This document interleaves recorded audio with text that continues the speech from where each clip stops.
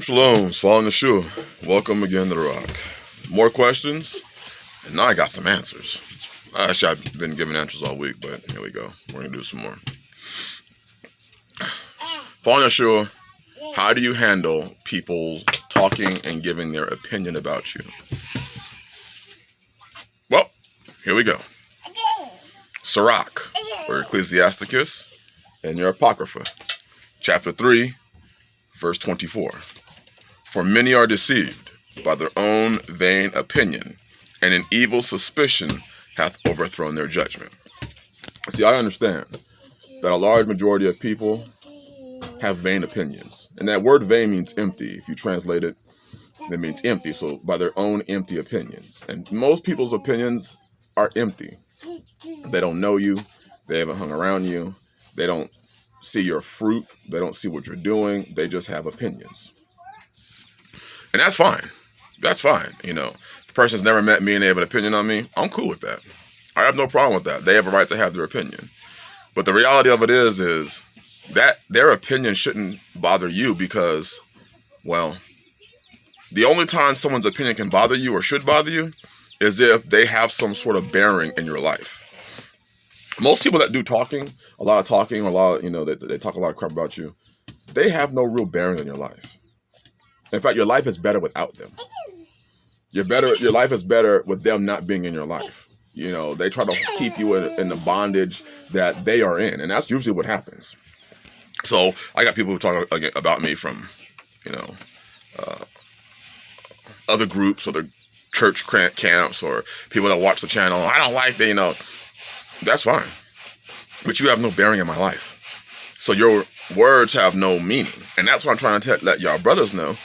And you sisters know, because I've had some sisters ask this question. I'm trying to move and do the things that Yah wants me to do in my life. I hear what you're saying about marriage, but I have so many people talking against it. I have so many people talking against me. I'm part of a group or church or camp or ministry or whatever, and they won't let me get married. They say I have to go through them. Well, what does the book say? Does the book say that? Does the book say that? That's my question.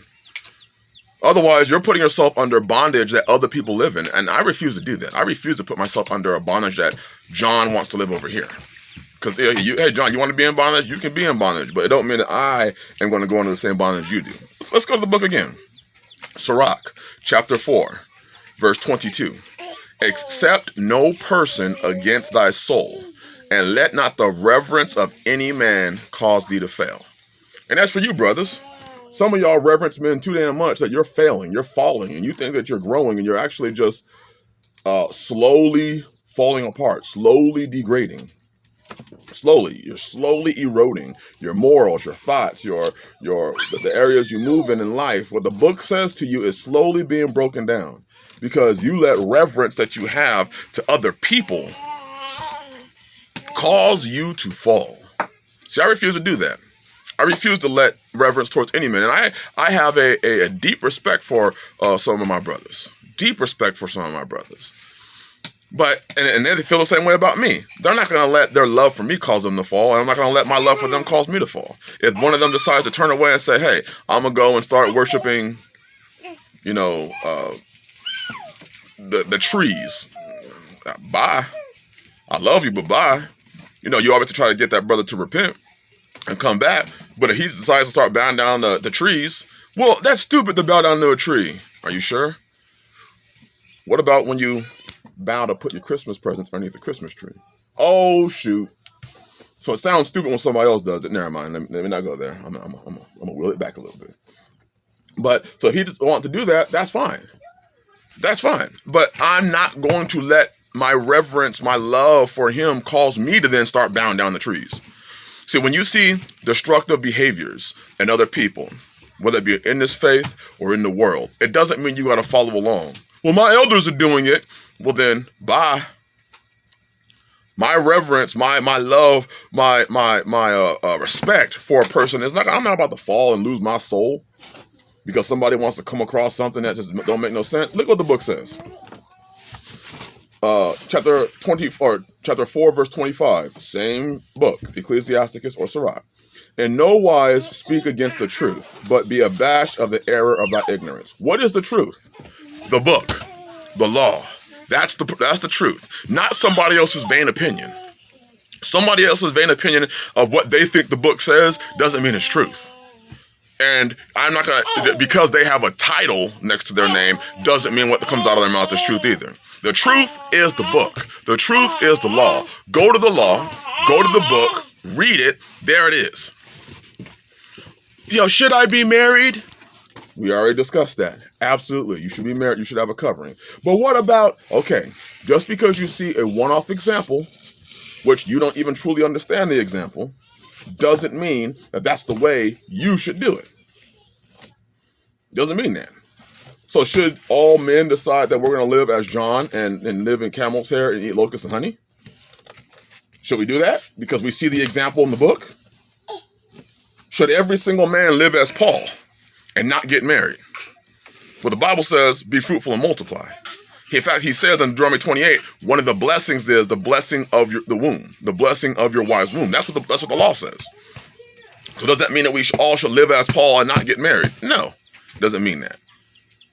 So this is where understanding the book, having a real understanding of the book comes from. People can talk against polygyny all day long. Is there a law against it? Show me the law. It says, do not speak against the truth. The law is the truth. So while you're speaking against it, you're actually anti-Bible. And your vain opinion hath overthrown your judgment. Verse 28, same chapter.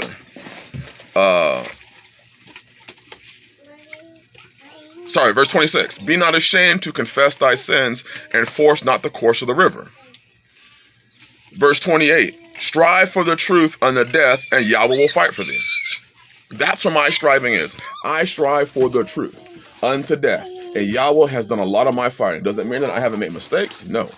But my striving is not to be for men to like me. My striving is for Yah to love me. My striving is to show him that I love him. That's what my striving is. My striving is to show him that I am a good servant to him. That's where my striving lies. My striving is to his law. Look at the same book, chapter 2, verse 17 and 18. They that fear Yahweh will prepare their hearts and humble their souls in his sight, saying, we will fall into the hands of Yahweh and not the hands of men. For as his majesty is, so is his mercy. That's Sirach chapter 2, verse 17 and 18. I'll fall into the hands of Yah. And if that means that other people ain't going to like me, if that means that my obedience to Yah's way, if that means that my love for his law is going to cause people in his faith to not like me, to hell with y'all. To hell with y'all. Y'all can sit back and hope I fail all day long. And brothers, that's how y'all got to see this. When you come out of these groups and camps, or when you sisters who are coming into this faith come out of your family's house and your family speaking against you, and your, mama speaking against you, and your sisters are speaking against you, and or you a brother, you come out and all the elders and pastors and everybody else speaking against you, the hell with all that. You are choosing to fear Yah. You are choosing to bypass their opinions and to serve him in spirit and in truth. So all the rest of that shit that they're doing, they can just do it because that's what they're supposed to do. They're supposed to do this. They have a task, and their task is to make your path more difficult, because what you read in Sirach chapter 2 is what's happening is they're proving you. Yah is using them and their shit talking and their opinions and their backbiting and their talking against your life. They're using that to see where you stand. So this is your opportunity. This is your opportunity to say, hey, this is where I stand. I stand for the truth, and I'm going to strive for the truth unto death. And if it comes to fighting, Yah will do it. You want to know how Yah does the fighting for you? When people speak against you, who's there with you?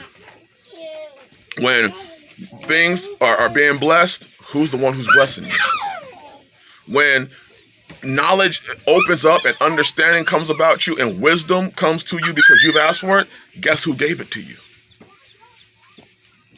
And for you wives, coming to the understanding and serving Yahweh. By serving Yahweh, you serve your husband. By doing it, by husbands, you love your wives. You nourish and you cherish them. You raise them up. You wash them by the water of the word without fear. of what anybody else is going to say. Well, my pastor said, well, her mama said, well, her daddy said. Listen, she's mine. And I'm going to do what the book says. I don't care what your opinion of me is. When you have that, that's when you start having that growth.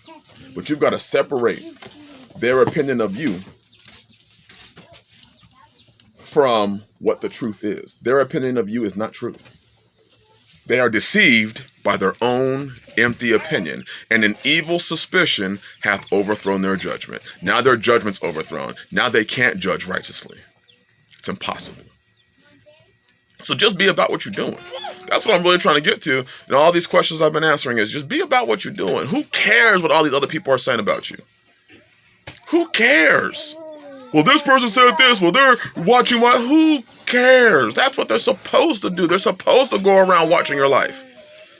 Isn't that what the people did? Isn't that what the Pharisees did with Yeshua? Everywhere he went, they went to, see, look at him, healing on the Sabbath. Look at him doing this. Look at him doing that. They're supposed to do that shit. You're supposed to walk. You're supposed to walk this out. So that should be your focus. Walking out, striving for the truth, being abashed of your ignorance when it comes to the truth. And if people can't show you what they live in, as far as the word is concerned, or they can't just simply tell you, hey, this is my opinion, or this is what I see, and it's fine. Then my son's letting me know. I was chainsawing yesterday, so he's chainsawing a box open. Don't worry about it. Don't worry about it. Keep moving in Yah. Keep moving in his ways. And let the rest, those of you that are in preparedness, it's stupid. We'll all see, won't we? We're all going to see whether we were foolish or whether we were living in truth.